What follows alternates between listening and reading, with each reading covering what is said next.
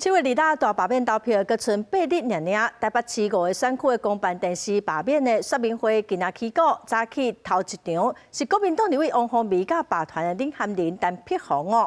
昨政党内的发起人赵少康是红白讲，7月2日迄天伊无伫国内，要去东非旅游。赵少康早起是出面宣布讲，伊决定无要出国咯，只嘛要留伫国内投票。 7月2日罢免投票，剩8天。台北市5个选区的公办电视罢免水平过起果，头起先由国民党立委王宏威甲罢免团体林涵玲、陈碧虹论战。以王宏威、傅昆萁为首的这些立委，在面对中共统战官员声称两岸同属一个国家的时候，他选择微笑以对，并且在回国之后，以不符合程序正义的方式，强行通过多项争议法案。 这些法案实质上瘫痪了中华民国的国政。大家非常担心的就是大陆观光客不来了。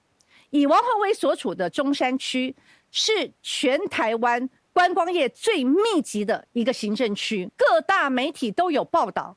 我不了解为什么罢团你们又不做功课了。 罢免咧拼最后催票的阶段，不过政党拿发起人赵少康，互人逼讲7月2日长假无伫国内，当伫咧东非旅游看动物大盘耍。不过赵少康出面宣布讲，家己无爱出国啊。7月16号，我会留在台湾去投票支持罗志强，不同意罢免罗志强。那也希望蓝营的朋友、反对大恶霸的朋友。 都见贤思齐。最近选举公报开始发送，有真侪地区刷传出公报有假国民党立委无同意罢免的文宣。民进党立委王岐川的指控，桃园南委罗明德就是其中一个。这个桃市选委会行政无中立，对此罗明德公报理办公室会监视其为民反击。不管是善意恶意的这种摆拍，然后传出去的照片跟传出去的情境，他的心态是什么？让我觉得。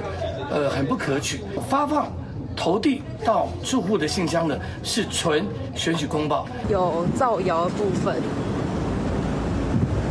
罗明德是强调，对这个突锤亚康事件是保留法律追诉权。相关的影片已经交由桃市选委会调查厘清。桃地检署也表示，有接到民众检举告发，已经受理等咧调查。公司新闻采访报道。